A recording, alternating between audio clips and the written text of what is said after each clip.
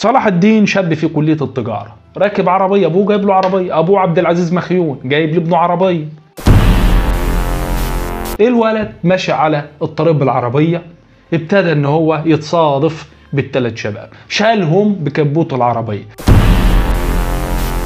اول واحد سحبوه من تحت فردة الكاوتش، مات في الحال، ميت يعني، هم سحبوه ميت.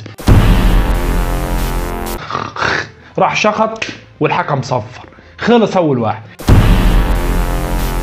التاني كسر في العمود الفقري وفي الحوض وما اعرفش فين، يعني عايز يتعمل له ترميم من بدايه حتى النهايه.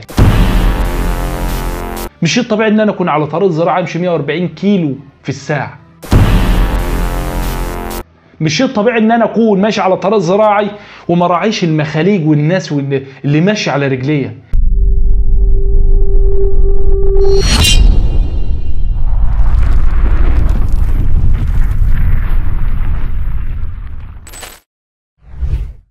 أعزائي المشاهدين، أهلا بكم من جديد. المال كويس والفلوس حلوة، وربنا يعني يكرم الناس كلها، وكل الناس بتتمنى ان هي تركب عربيات وتبني قصور وتبقى من صحاب الأملاك، ومفيش مشكلة.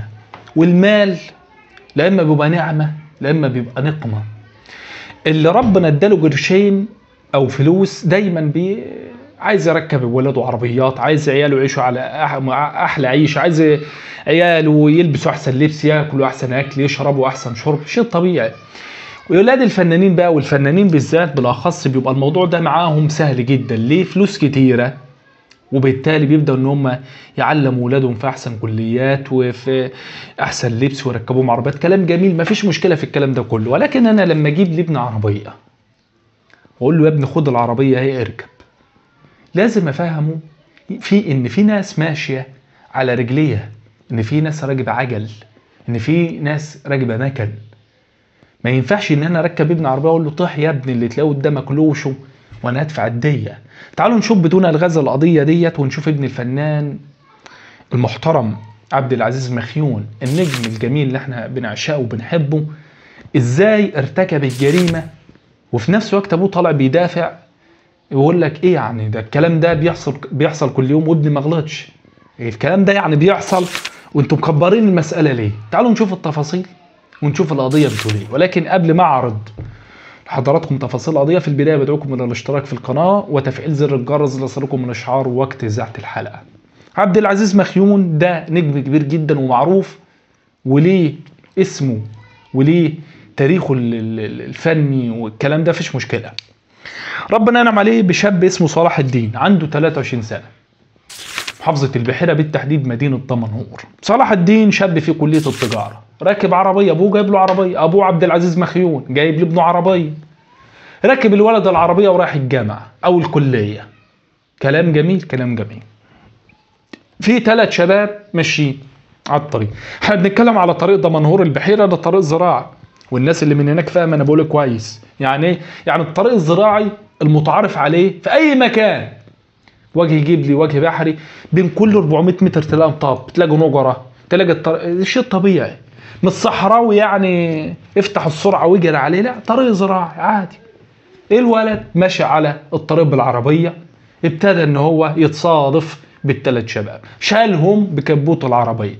اول واحد سحبوه من تحت فردة الكاوتش، مات في الحال، ميت يعني، هم سحبوه ميت. هو اتسحب طبقا لشهود العيان اللي شافوا المشهد، قال لك احنا مسافه ما ركناه على جنب، راح شخط والحكم صفر، خلص اول واحد. الثاني كسر في العمود الفقري وفي الحوض وما اعرفش فين، يعني عايز يتعمل له ترميم من بدايه حتى النهايه، من ضفر رجليه لحد شعر راسه، كله كسور وكدمات وسحاجات ودنيا خربانه. الثالث في العنايه المركزه فقد الوعي. يعني احنا بنتكلم 3 شباب اهم، 3 شباب لا بيهم ولا عليهم. الاول شدوه من تحت فرده الكاوتش، مات في الحال. الثاني قصور في جميع انحاء جسمه وكدمات وسحاجات. الثالث شرحه وفي العنايه المركزه فقد الوعي بين الحياه والموت.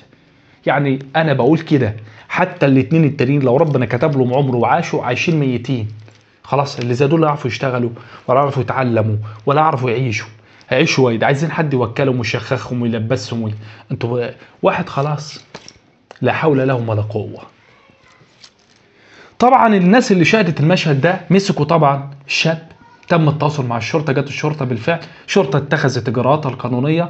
طبعا احنا في دوله قانون، ما فيش بقى اسم ده ابن فنان وده ابن مطرب وده ابن فلاح وده ابن زبال وده ابن مستشار، كل الناس سواسيه امام القانون. بالفعل تم اتخاذ الاجراءات القانونيه، تم ضبط صلاح الدين. والشيء الملفت بقى في الموضوع او الشيء الغريب ان ابوه طالع بيبرر جرم ابنه اللي ارتكبه، ويقول لك يعني الكلام ده عادي، ده حادثه وبتحصل كل يوم، ده شيء طبيعي. لا مش شيء طبيعي. مش شيء طبيعي ان انا اكون على طريق زراعي امشي 140 كيلو في الساعه. مش شيء طبيعي ان انا اكون ماشي على طريق زراعي وما راعيش المخاليج والناس اللي ماشي على رجليه. مش شيء طبيعي ان انا عشان ابويا طلع نجم ومعاه فلوس معاه ملايين ركبنا عربيه ب 3 4 5 مليون وابص على الناس على انها حشرات. مش شيء طبيعي. اي نعم ده حادثه وبتحصل كل يوم واي حد ممكن يعمل حادثه، كلام جميل، ولكن فيه اهمال يا سيد الفاضل. فيه اهمال ان احنا بنركب ولادنا عربيات واحنا مش عارفين اصلا ولادنا دول يقدروا يتحمل المسؤوليه ديت او ما يتحملوهاش. يا سيد الفاضل انا قبل ما اركب ابن عربيه اقول له يا ابني راعي شعور الناس اللي ماشيه على رجليه. ولا انتوا كفنانين او كناس رجال اعمال، لان الموضوع ده كتير قوي فاهمين الموضوع بشكل غير طبيعي او بشكل خطا، اللي هو انتوا عارفين اولها من اخرها. انتوا زعلانين نفسكم ليه؟ ده الناس ديت لعل وعسى يمكن تكون اسباب انها تكون تسعد اهاليها بعد كده. هم 3 ماتوا، كل واحد من اهاليهم ياخد له 3 4 5 مليون والدنيا هتمشي 100 100 ولا حتى اللي ما انتوا نادوا والناس هتاخد فلوس وتعيش. مش ده اللي بيحصل؟ واحنا عارفين اولها من اخرها. موت وانا ادفع لك الديه، والناس بتقبل.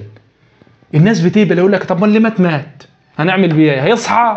لو عاد صلاح الدين بن عبد العزيز مخيون انا ابني هيرجع لي؟ لو خد اشغال شقه مؤبده ابني يطلع من الترى؟ ما مات، سقيا الماء وخد اعمل شويه كام كوردير ميه، اتبرع المسجد، اتبرع الكنيسه، اتبرع المعرفش ايه، والناس بتقبل وتقول لك ايه؟ الحي يبقى من الميت. فالحسبه النهارده بقت اولها من اخرها معروف. ادي اللي بيخليني انا ان انا طالع اقول اللي اوسرد لحضراتكم الجريمه دي، ان انت فنان، نجم، لاعب كوره، مستشار، ايا كان صفتك ومنصبك وربنا انعم عليك بالمال، قبل ما تركب ابنك او بنتك عربيه قول له راعي شعور الناس اللي ماشيه على الطريق، بلاش متجاري. لما يكون طريق زراعي امشي على مهلك. طريق صحراوي افلت للعربيه براحتك حتى تركب لها جناحين وتطير وربنا يكرمك بجبل ولا حاجه تطب فيه، ده بتاعتك. بس نراعي شعور الناس على الطرق، لان الموضوع ده حصل اكتر من مره، فحبيت ان انا اسلط الضوء عليه من خلال هذه القضيه. يا ريت نتعلم من قضيه النهارده، واخيرا الى اللقاء.